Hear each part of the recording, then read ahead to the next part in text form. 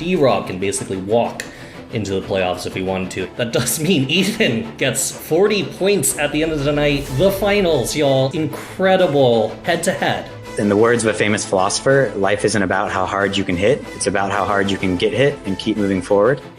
I've been using R for 10 years. I've been using the tidyverse since before it was called that. D-Rob is going above and beyond in terms of the data viz we've seen. Oh my god, no. D-Rob with a meme visualization. Holy sh**.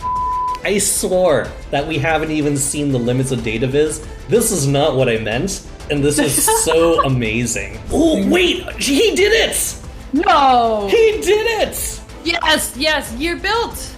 Oh yeah, we got it. This is the Ethan golden actually feature. got it! This actually might save all of the points he was probably not going to be getting. He fished and he got it. I mean, that looks like it could be published in his book about baseball statistics. Yes. D-Rob already has 20 points for finding both golden features. Ethan is... Ooh, all right, and we see him. He's at the top of the leaderboard. It looks like he just took a screenshot.